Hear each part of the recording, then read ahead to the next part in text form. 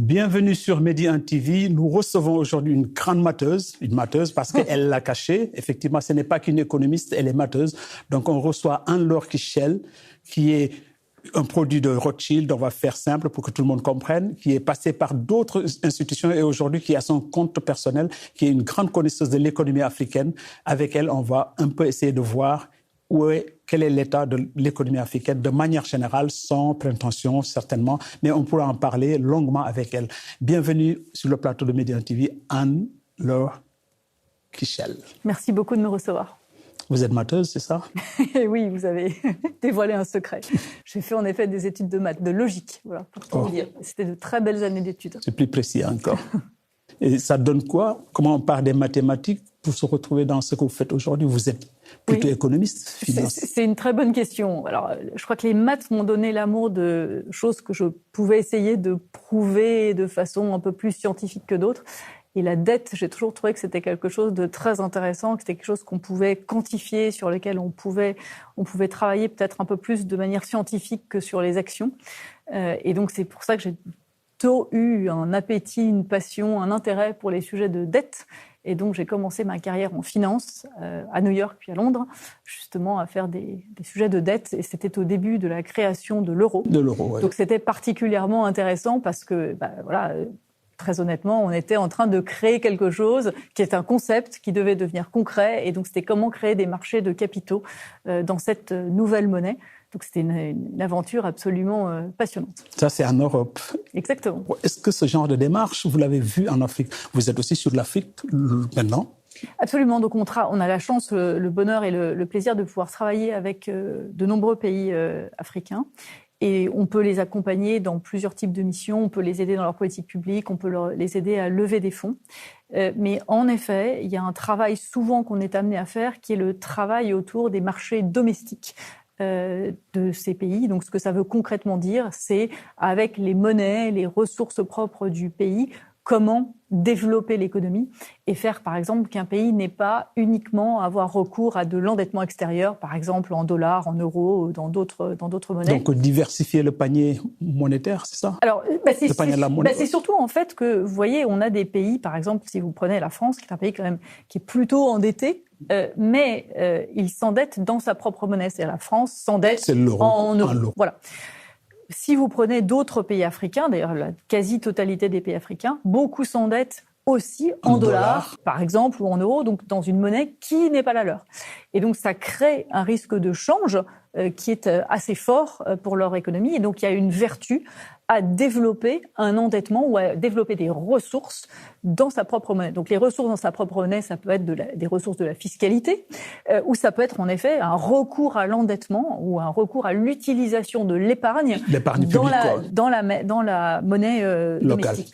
Et ça, c'est un travail qu'il faut faire, hein, qui est long en plusieurs étapes, pour qu'il y ait vraiment un marché domestique qui soit profond. Il faut que vous ayez une monnaie qui soit relativement stable. Si vous voulez avoir une monnaie relativement stable... On va prendre le cas du dirham. Vous connaissez bien le Maroc, vous y êtes. D'ailleurs, vous êtes là dans le cadre des Med Days. Ce n'est pas votre première édition, je crois. Et vous êtes au Maroc, vous venez souvent parlant de dette et de monnaie. Est-ce qu'aujourd'hui, le dirham a cette force que vous décrivez qui permet au Maroc, en tout cas, de tenir la barre dans le bon sens? Le Maroc est un cas, en effet, extrêmement intéressant d'un pays qui, depuis de très nombreuses années, parce que j'insiste vraiment, c'est un processus long qui ne se fait pas en un an, a développé tout un système domestique financier. Et il a développé en particulier des marchés de capitaux qui sont vraiment extrêmement profonds et extrêmement diversifiés, qui probablement de par le développement encore de l'économie marocaine qu'on attend évidemment très fortement au cours des prochaines années, qui vont encore plus se développer. C'est très développé par rapport au reste de... Exactement, mais c'est encore entre guillemets petit par rapport à la capacité que le Maroc a d'un point de vue économique. Mais évidemment, c'est pour le Maroc, pour les entreprises marocaines, un avantage compétitif énorme, puisque ils sont capables de lever des fonds avec des coûts de financement qui sont extrêmement bas, permettant donc aux entreprises de se financer, d'investir, de créer encore plus de croissance, donc de créer ce phénomène vertueux. Donc on le voit en effet de façon extrêmement claire au Maroc, et on peut le voir aussi dans d'autres pays qui ont réussi vraiment à développer leur économie, que ce soit des économies africaines ou des économies européennes. Si on veut par exemple parler de l'Allemagne, cette économie allemande, elle s'est beaucoup développée parce qu'elle avait des banques régionales qui prêtaient à des taux extrêmement préférentiels et extrêmement privilégiés. Voilà. Est-ce que on a parlé de Botswana hors micro tout à l'heure, donc c'est un pays aussi à prendre comme exemple, je crois.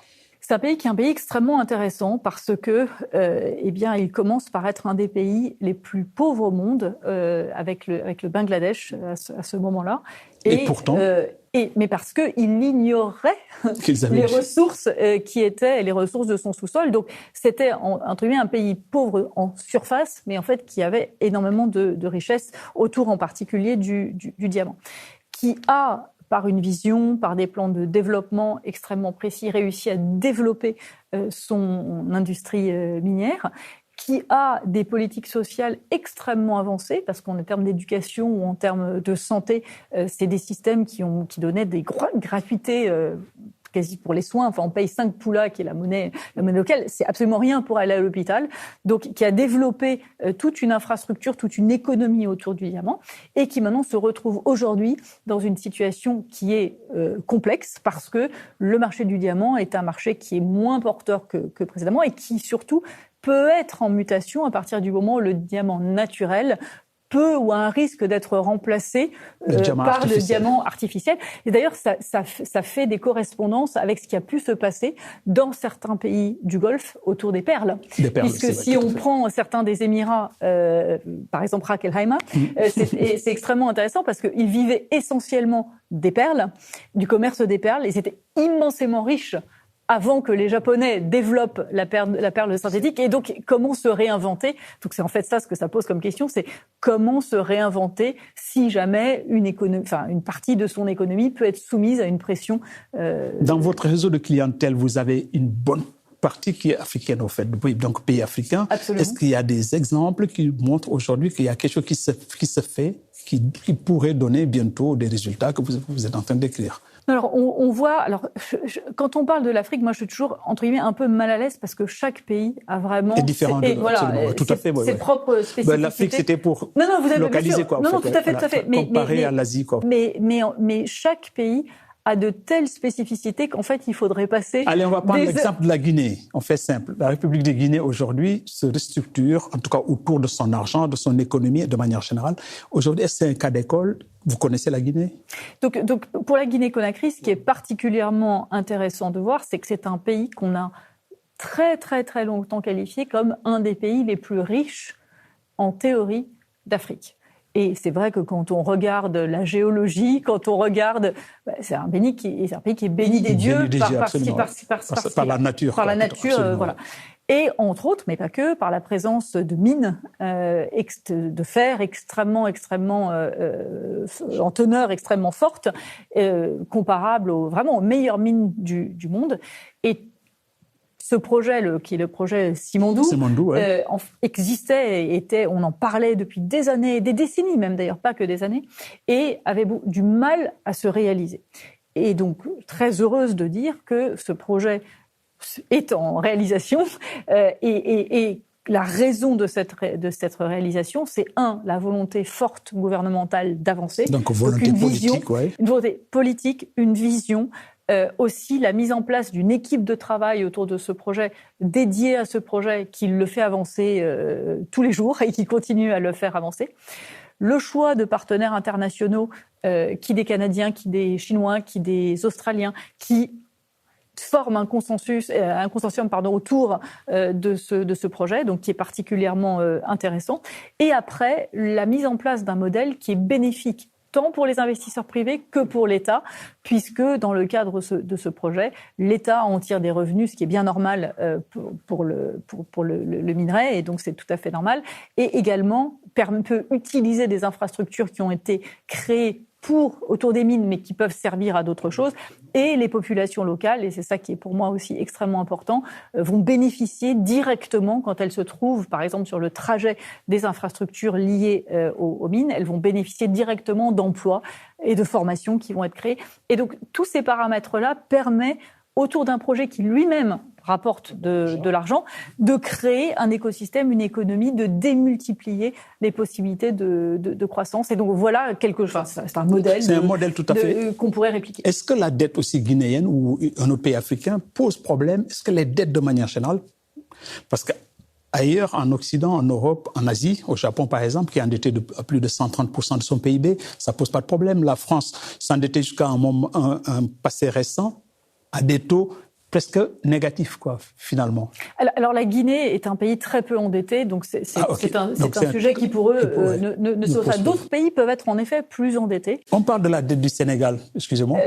Oui, vous connaissez? Donc, sur la dette du... Non, mais c'est très intéressant. Sur la dette du Sénégal ou sur la dette d'autres pays qui peuvent avoir des dettes qui sont des dettes importantes, ce qui est intéressant, je trouve, c'est moins de regarder des ratios auxquels moi, personnellement, je ne crois pas forcément beaucoup, que ce soit la dette sur PIB ou ce genre de choses. Pourquoi ? Parce que le PIB, c'est quand même quelque chose... C'est pas révélateur de... Non, mais c'est surtout quelque chose que, typiquement, le Sénégal vient d'annoncer qu'il rebase de nouveau le PIB. Puisqu'on voit bien que de temps en temps, pour avoir une appréciation réelle d'un PIB, il faut avoir beaucoup d'informations, de données. Tout le monde ne se déclare pas dans les données. Tout simplement, Donc la qualité de l'information fait parfois qu'on peut avoir de certaines économies une vision erronée. Donc je me méfie toujours. Bien sûr, les chiffres sont des indicateurs. Je me méfie cependant des chiffres. Qu'est-ce qui compte pour qu'une dette soit viable, soutenable, de mon point de vue? C'est quand on peut, qu'elle soit le plus possible libellée dans la monnaie locale. On revient au début de notre discussion. Vous parliez du Japon. Le Japon a le taux d'endettement le plus important au monde si on regarde ce ratio que je n'aime pas de dette sur PIB. Mais la dette japonaise est à 90% détenue par des Japonais. Donc c'est évidemment, elle est en yens. C'est évidemment quelque chose qui joue. Ça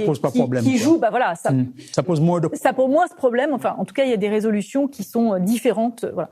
On parlait de la France, euro. Donc là aussi, c'est quelque chose qui est Donc non, quand il peut y avoir des phénomènes compliqués, c'est quand vous êtes beaucoup endetté dans une monnaie qui n'est pas la vôtre et qui complexifie le fait de devoir trouver des devises si vous-même vous avez du mal à trouver des devises. Donc, mais encore une fois, sur ces sujets de soutenabilité de la dette, vous pouvez à un moment avoir eu recours à de l'endettement pour financer des projets.